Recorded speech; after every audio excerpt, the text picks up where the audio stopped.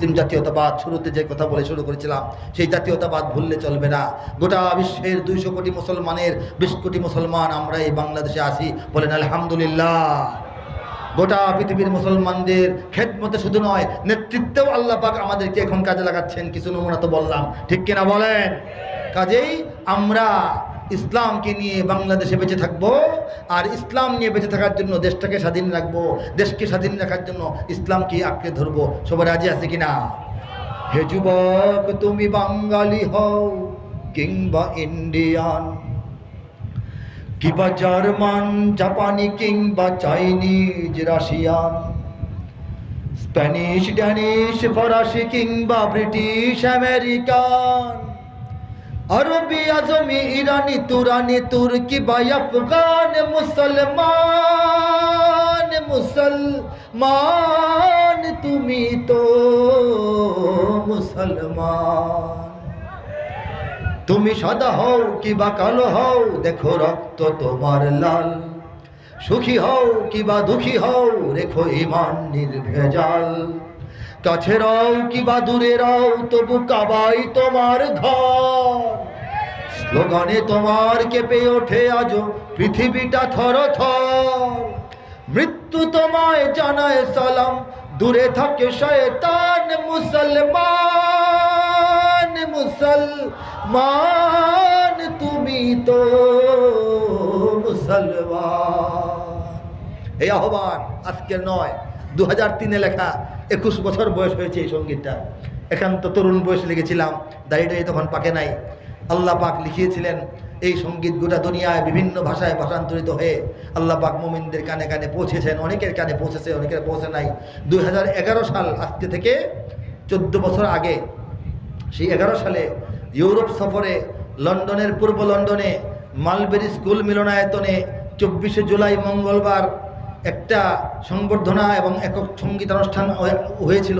সেখানকার বাংলাদেশি বড় বড় আলেম যারা আছেন, মুফতিয়ানে কেরাম, সেখানকার মাদ্রাসার মুহতামিম পর্যায়ের সেই সব ওলামায়ে কেরাম এবং ইউরোপিয়ান যারা আছেন ওলামা, তাদের একটা বড় অংশ এবং বাঙালি জনতা সবাই মিলে একটা সুন্দর অনুষ্ঠান করেছিলেন।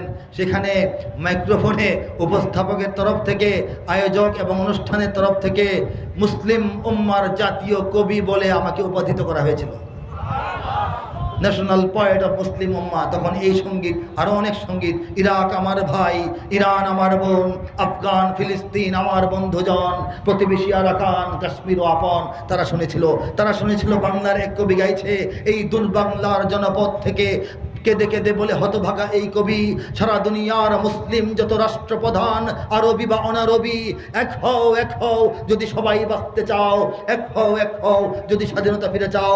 তারা এক কবির আওয়াজ সেখান থেকে বাংলার জমিন থেকে ইউরোপে শুনেছিল।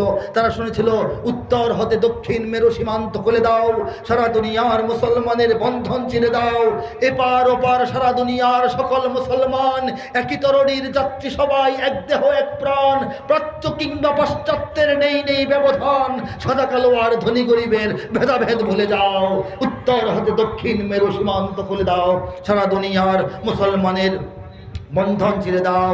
তারা শুনেছিল যদি ইরাকে কি বলে, তবে পৃথিবীর বুকে মুসলমানের ঝরে যদি এত খুন, তবুও তোমার রক্তে এখনো জ্বলে না কেন আগুন। এই কথাগুলি একজন কবি বলতেছে, তরুণ কবি, ছোট কবি। এগুলি দুনিয়াতে অল্প অল্প, এখনের যুক্ত না, এখন তো সবকিছু খুব দ্রুত দৌড় মেরে পৌঁছায় যায়। তখন আস্তে আস্তে পৌঁছতেছিল। তারা একটা অনুষ্ঠানের মধ্যে একজন পিএইচডি হোল্ডার, রাজশাহী ইউনিভার্সিটির একজন শিক্ষকের হাত দ্বারা একটা মানপত্র পাঠ করেছিল, বিশ্বে মুসলিম কবি কতজন থাকতে পারে। এর মধ্যে মুসলিম হলেও অনেকে আছে নামে মুসলিম, আসলে নাস্তিক। এরা বাদ দিলে যারা ইসলামের জন্য লেখে, এরকম কয়জন ইসলামের জন্য যারা লেখে, তারা হামদ লিখছেন, নাত লিখছেন, দরুদ সালাম নিয়ে সঙ্গীত লিখছেন, কবিতা লিখছেন, আছে না অনেকে শুনি আমরা। অনেক, হ্যাঁ, মাওলায়া সাল্লি ওয়া সাল্লিম, এটাও তো একজন কবির লেখা নাকি, এরকম আছে। কিন্তু গোটা বিশ্বের মুসলমানদের বর্তমান সময়ের সংকট, সমাধান, সম্ভাবনা, আশঙ্কা, আতঙ্ক, স্বপ্ন, আকাঙ্ক্ষা নিয়ে লিখনেওয়ালা কবি কয়জন? এর মধ্যে ফিলিস্তিনের দু একজন, এই বিভিন্ন জায়গার অল্প কিছু কবির নাম তারা আলাদা করেছেন, বাংলাদেশের আপনাদের এই কবির নাম তারা তালিকাবদ্ধ করেছেন, তুলনামূলক বিশ্লেষণ করেছেন।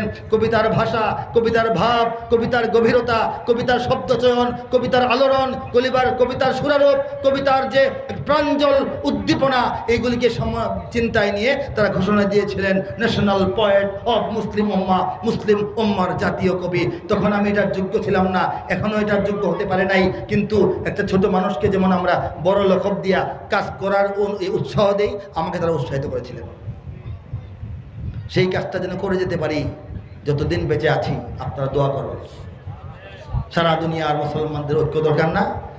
দেশ পরিচয়ে যদিও আমরা বাংলাদেশি সবাই, দেশ পরিচয়ে যদিও আমরা বাংলাদেশি সবাই, মুসলিম বলে আমাদের কোনো সীমানা তো বাধা নাই। चीनो अरब हमारा, हिंदुस्तां हमारा, मुस्लिम हो हम वतन है सारा जहां हमारा। तौहीद की अमानत है सीनों में हमारे, आसान ही मिटाना नामो निशा हमारा। बाधा भयहीन मुक्त স্বাধীন আমরা মুসলমান, যেখানেই আছে একটি মুমিন সেখানে হবে আযান। আল্লাহর দেওয়া ফরমান সে তো আমাদের কুরআন, মুসলিম মোরা মানুষের গড়া মানি না কোনো বিধান। অত্যাচারীর খোলা তলোয়ার, কোন হুঁশিয়ারি কোন হুঙ্কার, অত্যাচারীর খোলা তলোয়ার, কোন হুঁশিয়ারি কোন হুঙ্কার। রক্ত চক্ষু ফাঁসির রজ্জু মোরা নাহি ভয় পাই, মোরা নাহি ভয় পাই, মোরা নাহি ভয় পাই। मुस्लिम बोले আমাদের কোনো সীমানা তো বাধা নাই। बातिल से दबने वाले ऐ आसमान ही हम सुबार कर चुका है, तो इम्तिहा हमारा तौहीद की अमानत है सीनों में हमारे, आसान ही मिटाना नामो निशा हमारा। तौहीদের আমানত, একত্ববাদের পাওয়ার শক্তি আল্লাহ আমাদের হৃদয়ে হৃদয়ে ভরে দিয়েছেন।